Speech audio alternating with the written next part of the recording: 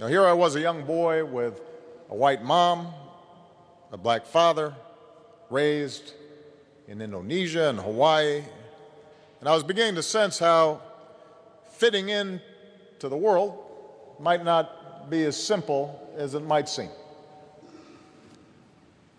And so to see this man, this senator, this powerful, accomplished person who wasn't out of central casting when it came to what you'd think a senator might look like at the time. And the way he commanded the respect of an entire nation, I think it hinted to me what might be possible in my own life. This was a man who, as a teenager, stepped up to serve his country even after his fellow Japanese Americans were declared enemy aliens. A man who believed in America even when its government didn't necessarily believe in him. That meant something to me. It gave me a powerful sense, one that I couldn't put into words, a powerful sense of hope. And as I watched those hearings, listening to Danny ask all those piercing questions night after night, I learned something else. I learned how our democracy was supposed to work. A government of and by and for the people. That we have a system of government where nobody's above the law, where we have an obligation to hold each other accountable, from the average citizen to the most powerful of leaders. Because these things that we stand for, these ideals that we hold dear, are bigger than any one person or party or politician. And somehow nobody communicated that more effectively than Danny Inouye. You got a sense, as Joe mentioned, of just a fundamental integrity. That he was a proud Democrat, but most importantly, he was a proud American. And were it not for those two insights planted in my head at the age of 11, in between Disneyland and a trip to Yellowstone, I might never have considered a career in public service. I might not be standing here today. I think it's fair to say that Danny Inouye was perhaps my earliest political inspiration.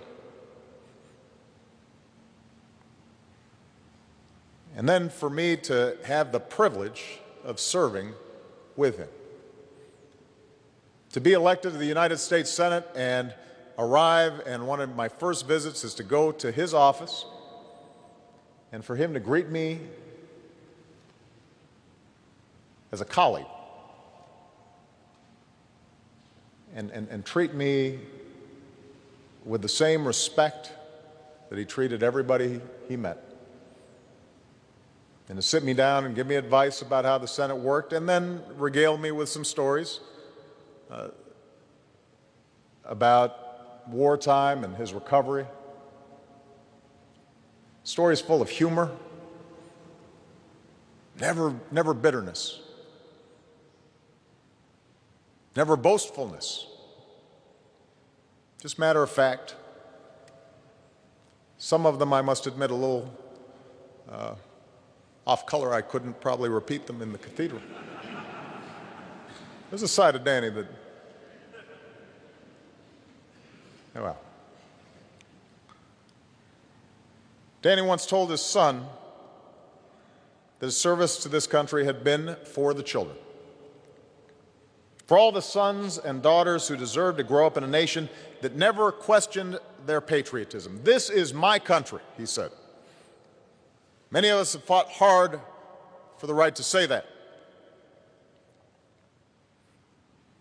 And obviously, Rick Shinseki described what it meant for Japanese Americans, but my point is that when he referred to our sons and daughters, he wasn't just talking about Japanese Americans. He's talking about all of us. He was talking about those who serve today who might have been excluded in the past. He's talking about me. That's who Danny was. For him, freedom and dignity were not abstractions. They were values that he had bled for, ideas he had sacrificed for, rights he understood as only someone can who has had them threatened, had them taken away. The valor that earned him our nation's highest military decoration. A story so incredible that when you actually read the accounts, you think you couldn't make this up. It's like out of an action movie. That valor was so rooted in a deep and abiding love of this country. And he believed, as we say in Hawaii, that we're a single ohana, that we're one family. And he devoted his life to making that family strong. And after experiencing the horror of war himself, Danny also felt a profound connection to those who followed. It wasn't unusual for him to take time out of his busy schedule to sit down with a veteran or a fellow amputee, trading stories, telling jokes. Two heroes generations apart, sharing an unspoken bond that was forged in battle and tempered in peace. In no small measure, because of Danny's service, our military is and will always remain the best in the world. And we recognize our sacred obligation to give our veterans the care they deserve. Of course, Danny didn't always take credit for the difference he made.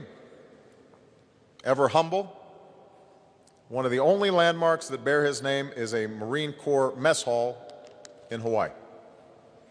And when someone asked him how he wanted to be remembered, Danny said, "I represented the people of Hawaii and this nation honestly and to the best of my ability.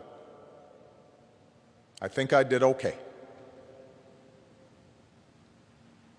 Danny, you were more than okay. You were extraordinary.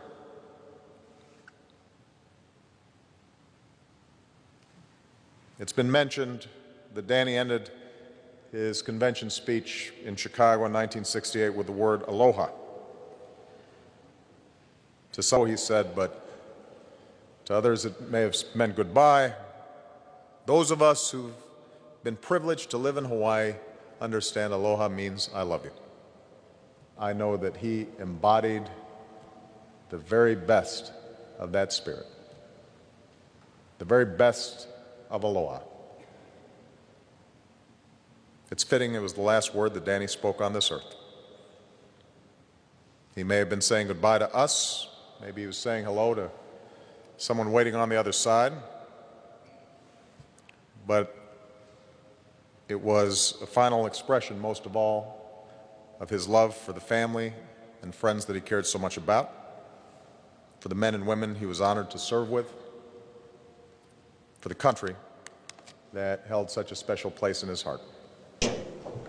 And so we remember a man who inspired all of us with his courage and moved us with his compassion, that inspired us with his integrity, and who taught so many of us, including a young boy growing up in Hawaii, that America has a place for everyone. May God bless Daniel Inouye, and may God grant us more souls like his.